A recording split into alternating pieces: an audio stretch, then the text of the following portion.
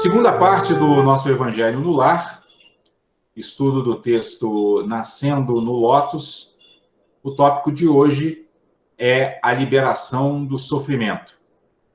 Como libertar-se do sofrimento. E onde o Lama diz: eu vou começar falando sobre a liberação do sofrimento, sobre a condição livre do sofrimento.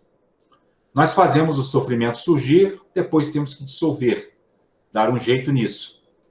Queria lembrar a experiência de todos nós quando, por exemplo, estamos meditando e a mente vagueia. Não sei se alguém já percebeu isso. A mente pode vaguear, e esse aspecto do vaguear da mente é uma experiência muito profunda, ainda que possa parecer superficial, porque ela nos permite entender o aspecto livre da mente. Realmente ela não se fixa. Experimentem fixar a mente a alguma dessas coisas sobre as quais estamos vagueando. Não conseguimos. O vaguear tem essa característica. As coisas surgem e as coisas cessam. Então, nesse vaguear, há uma natural perfeição. Vejam, é muito interessante aqui, pessoal, esse início do texto aqui do Lama Santen, porque ele mostra que é justamente na observação de nossas próprias dificuldades espirituais que nós vamos encontrar a luz da perfeição. Por que eu estou dizendo isso? Porque vejam que ele diz aqui, ele usa inclusive aqui, essa experiência da meditação, né? Eu não sei se vocês já tiveram essa oportunidade de tentar praticar a meditação, né? Então nós nos sentamos ali quietos, né? Procuramos manter a nossa mente muitas vezes focada em algum objeto, né? O mais comum é a respiração, e aí a gente percebe que a mente não consegue manter aquele foco, que ela perde o foco da respiração e começa a vaguear, começa a lembrar de uma porção de coisas, né? Começa a surgir uma série de preocupações, uma série de lembranças, né? Uma série de ansiedades, enfim. Ela vagueia, literalmente vagueia, viaja, né? Esvoaça, como também gosta de dizer o Lama, né? Só que o Lama nos diz aqui, nos mostra aqui, que é justamente esse vaguear da mente que aponta para essa natureza ilimitada da nossa natureza primordial, né? Que no Espiritismo nós chamamos de espírito. Por quê? Porque esse vaguear da mente mostra que ela não está fixada a nada, né? Ou seja, ela, ao mesmo tempo em que esse vaguear demonstra uma dificuldade de manter o foco, mas ao mesmo tempo ele aponta para essa liberdade que a mente tem de, podemos dizer assim, viajar por diversas regiões mentais, viajar por diversas regiões internas, né? Então, o que o Lama está tentando nos dizer aqui é que no próprio sofrimento, né, na própria dificuldade, na própria aflição, nas nossas próprias limitações, se nós olharmos com profundidade, nós veremos a natural perfeição de todas as coisas. Porque o que está se manifestando aqui e agora, ainda que de forma imperfeita, é a nossa natureza primordial, é o nosso espírito luminoso. Ele pode estar se expressando ainda de uma forma ainda obscurecida pela ignorância, né? De uma forma ainda muito aflita. Mas é esse espírito que está se expressando. Então, é por isso que os mestres dizem que é na própria vida cotidiana que nós temos que praticar, né? É olhando para as nossas próprias debilidades que nós vamos encontrar a solução para elas, né? Porque na própria dificuldade já está implícita a solução da dificuldade, né? É isso que aqui o Lama tenta nos colocar nesse início, né, de reflexão. E aí ele continua dizendo assim: esse é um ponto interessante. Quando quisermos localizar o que está além do sofrimento, começamos com essa compreensão. Começamos a olhar as coisas e descobrimos que a natureza de Buda, que é a natureza desperta, a natureza primordial, está em todas elas. Não há nenhuma manifestação que não seja essa natureza primordial, mesmo o vaguear da mente. Então vejam que isso que o Lama está afirmando aqui, isso vale para qualquer outra situação, né? Ele está falando aqui do vaguear da mente, mas nós poderíamos aplicar a qualquer outra situação. Nós temos a tendência a olhar para aquilo que nós chamamos de mal como algo que talvez devesse ser, vamos dizer assim, isolado, né? Ou não devesse ser muito contemplado. Mas muitas vezes a contemplação do mal em profundidade já vai apontar para a solução do próprio mal, né? Então é isso que o Lama está dizendo aqui, né?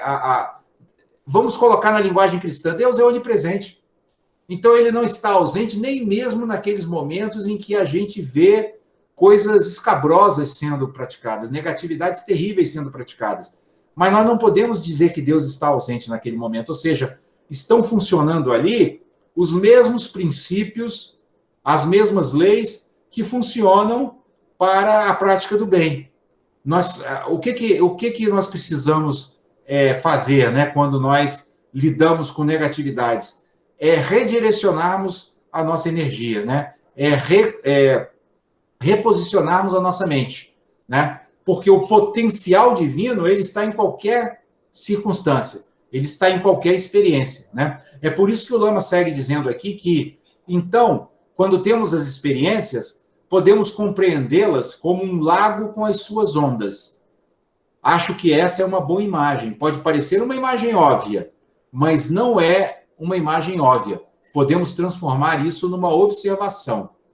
Por exemplo, enquanto os pensamentos vagueiam, eles são como as ondas que vão surgindo num lago e que eventualmente queremos controlar. Mas nos ensinamentos mais elevados, evitamos controlar. Percebemos que as ondas vêm e vão. No entanto, o lago é permanente.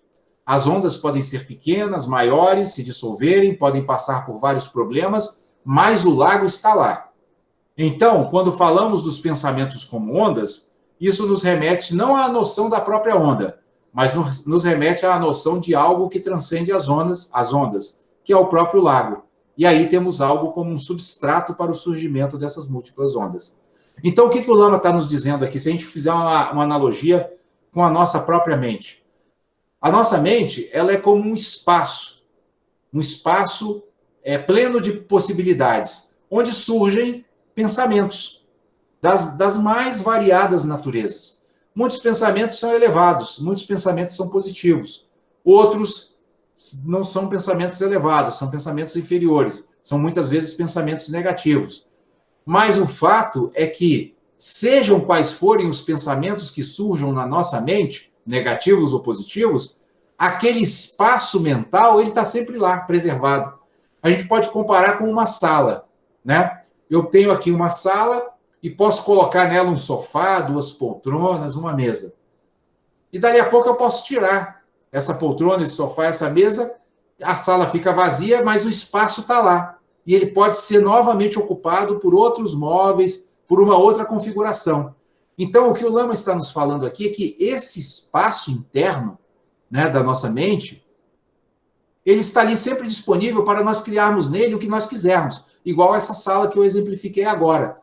Né? Como esse espaço da sala é um espaço vazio, quando ele está vazio, ele significa que ele está disponível para qualquer configuração. Assim também é a nossa mente. Né? Quando a nossa mente está limpa, né, está serena como um lago sem ondas, né, uma mente sem pensamentos é como um lago sem ondas, é como se nós tivéssemos um espaço ali pleno de possibilidades ilimitadas para nós criarmos o que nós quisermos. Um exemplo assim de seres que muitas vezes conseguem fazer uma utilização criativa desse espaço mental são os artistas. Perceberam? Eles criam coisas assim que a gente olha e fala, nossa, né, que novidade, que coisa diferente. Né? Por quê? Porque eles têm essa capacidade de se esvaziarem do que é comum, né, e de olharem para esse espaço vazio e perceberem, não, aqui dá para criar alguma coisa diferente. Então, o poeta, né, o pintor de quadros, né, o artista plástico, né, eles fazem vir à tona obras de arte que nos surpreendem pelo seu aspecto negativo. E é assim que funciona, pelo seu aspecto criativo, aliás, desculpe, né? Obras de arte que nos surpreendem pelo seu aspecto criativo. E a nossa mente é assim, ela é criativa, nós podemos criar qualquer realidade da mesma forma que eu falei aqui para os artistas, do ponto de vista espiritual.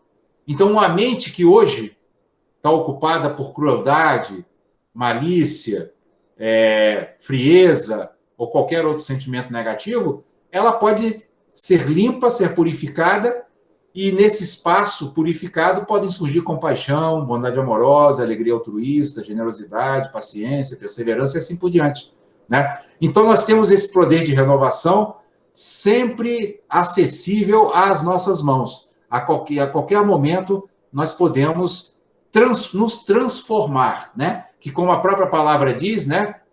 Além, né? Formar vem de forma, ou seja, podemos ir além das nossas formas atuais e reformar a nossa casa mental, a nossa sala mental, né? Reformar esse espaço mental, trazendo para ele mais luz e mais serenidade, né? Mais paciência e, enfim, e mais cultivo de sementes positivas de espiritualidade, né? E aí o Lama, seguindo nessa analogia com o lago, ele diz assim, essas ondas, as ondas do lago, às vezes surgem pequenas, às vezes grandes. Surgem por um período de 10 anos, pode surgir uma onda por 10 anos, mas ela vem e vai, e podemos observar que o lago segue. Às vezes surgem ondas que parecem tornar-se uma realidade inteira, e ainda assim se dissolvem. Isso é muito interessante, pessoal, porque o que são essas ondas que muitas vezes parecem uma realidade inteira? Quando eu li essa frase agora, eu me lembrei do Império Romano, por exemplo, que durou 800 anos, né? Quase 1000 anos. E nós tivemos dinastias de reis aí antigas que duraram milênios, né? Passaram dos 1000 anos, né? Mas mesmo essas realidades, elas também em algum momento se desfazem, né? Então, e o que é que fica? Fica, como aqui no exemplo do Lama, o lago, né? As ondas passam, o lago fica, ou seja, a gente percebe que, por exemplo, o Império Romano caiu e outras formas, né, de convívio social, político e econômico surgiram no seu lugar, né? Então, há muitas realidades que parece que vão durar para sempre, mas o princípio da impermanência está sempre transformando o mundo, o que deixa sempre as portas abertas para a evolução espiritual. Por que eu digo que deixa as portas abertas? Porque a gente pode olhar para o mundo hoje, nós vamos ver que o mundo hoje está cheio de problemas, está cheio até de tragédias, né? Tragédias acontecem quase todos os dias, né? Mas, conscientes desse princípio da impermanência, que aqui está sendo exemplificado pelo Lama com as ondas do lago, nós sabemos que isso vai se transformar, que isso pode se transformar, e que nós podemos atuar positivamente para a transformação dessa realidade, né? Então, isso aqui é algo que nos traz muita esperança também, né? Que abre, né, as perspectivas da evolução espiritual. E aí o Lama segue dizendo, né, que podemos não perceber a existência do lago ou perceber a próxima onda ou começar a aspirar por uma próxima onda ou, de repente, o nosso lago pode ficar paralisado, só ondinhas mínimas, ou seja, desaparece a energia desse processo e ainda assim temos o lago. Olha que interessante. Quando nós nos sentirmos tristes, a gente podia lembrar dessa imagem, né? O nosso lago está parado, as ondinhas estão pequenas, mas o lago continua lá com todo o seu potencial, né? É só nós colocarmos a nossa energia em movimento que novas ondas surgirão. Então, num momento de tristeza, nós poderíamos nos lembrar dessa lição que o Lama está nos passando aqui. O lago está sempre disponível e podemos gerar novos movimentos, novas ondas, ou seja, as portas da renovação estão sempre abertas, né? O importante, segue aqui o Lama dizendo, é entender que esse lago é a condição aberta dentro da qual as múltiplas configurações podem surgir. Precisamos tentar ver isso, no meio do girar de tudo, e ver se há ou não há esse lago. Então, aqui ele está nos sugerindo uma observação desse ensinamento na nossa própria vida, né? Perceber se na nossa própria vida não é assim, né? Se por várias vezes não passamos por uma série de mudanças que muitas vezes pareceram que, algumas delas pareceram assim que o nosso mundo tinha desabado e de repente novas ondas surgiram, novo movimento de energia surgiu, novos horizontes se abriram. Então vocês percebem como que esse ensinamento ele é extremamente otimista, né? Não, otimista talvez nem seja a palavra, ele é um ensinamento que nos faz a olhar, que aponta para portas que estão sempre abertas. Por isso Jesus fala, batei e abri-se-vos-á. né? Por quê? Porque temos sempre esse lago do nosso espírito, né? Essa nossa base, né? Que é o nosso espírito eterno, que está sempre ali com um potencial criativo infinito disponível para nós o utilizarmos, dependendo da direção que a nossa consciência dê a esse potencial, né? E aí o Lama, aqui caminhando para a conclusão do ensinamento, ele diz assim: estaremos neste encontro, que é o encontro aqui do retiro que ele está oferecendo, até domingo, porque era um retiro de final de semana. E observem, isto também é uma onda, isso surge e cessa. Percebem? O Lama está aplicando aqui o princípio à própria realidade que ele estava vivenciando. Ele disse, olha, esse retiro é uma onda que vai durar um final de semana, surge e cessa. E ele segue dizendo, nesse momento, vocês poderiam estar em outros lugares, poderiam ter criado outras opções para passar o feriado que não essa aqui, poderiam ter imaginado e ter vivido outra coisa. E temos um lago e estamos vivendo esta onda agora, mas pode haver outras ondas. Ainda que estejamos vivendo esta onda aqui, o lago continua intacto. Percebe o que ele está chamando aqui do lago? A própria liberdade, que nós temos de criar outra realidade. Né? Então, aqui no caso, ele está falando sobre as pessoas que estão lá no retiro, junto com ele, ouvindo os seus ensinamentos. Então, ele diz, ó, vocês fizeram esse movimento. Vocês foram lá, nesse lago da sua consciência, e criaram essa onda, que é a onda de um retiro, ou seja, fizeram esse movimento de vir aqui ter ensinamentos. Mas poderiam ter criado qualquer outra onda. Por quê? Porque o nosso espírito é livre. É, inclusive, uma das leis naturais do Livro dos Espíritos, a lei de liberdade. Né? Por que existe a lei de liberdade? Porque, como nós temos essa nossa base, essa nossa natureza primordial, né? Ilimitada, nós podemos criar qualquer realidade. Né? Então, o princípio da liberdade se baseia exatamente nisso, né? Nesse potencial ilimitado que nós temos de criar realidades, da forma como a nossa consciência o determinar. Né? E aí ele conclui aqui no último parágrafo dizendo: esta consciência do lago é de grande importância, está nos ensinamentos dos mestres, e disse que no meio da confusão, no meio do oceano das múltiplas coisas, de repente brota a luz do corpo dos ensinamentos, a luz da natureza primordial, porque a história das nossas vidas é quase como um oceano de diferentes coisas, ou um lago com ondas incessantes dos mais variados tipos. Mas, no meio disso, podemos repentinamente ver algo que não são as ondas, não são as manifestações em si mesmas, é a condição incessante da qual tudo pode surgir. Essa prática, pessoal, é uma das práticas espirituais mais avançadas. É a gente conseguir olhar num momento de reflexão ou de meditação, não para os acontecimentos da nossa vida, mas para essa base espiritual de onde eles brotam. Né? Muitos mestres chamam isso de conseguir penetrar no silêncio. Né? Porque, vejam, aqui nós estamos falando e a gente presta atenção nos sons que estão sendo pronunciados, mas nós não percebemos que esses sons eles surgem no meio de uma base silenciosa, percebe? Se tivessem muitas pessoas ou muitos barulhos acontecendo aqui, nós não conseguiríamos ouvir o que está sendo falado. Nós só conseguíamos ouvir porque existe um silêncio. E é dessa base silenciosa que brotam os sons. Da mesma forma que é do lago que brotam as ondas. Da mesma forma que é do nosso espírito puro, aberto, que brota a realidade da nossa vida.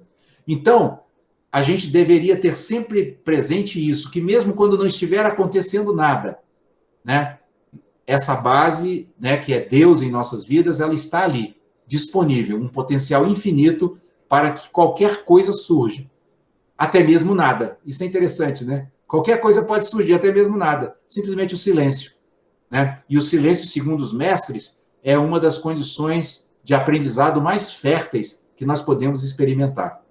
Interessante isso, né? Nós estamos muito habituados a só aprender ouvindo, né?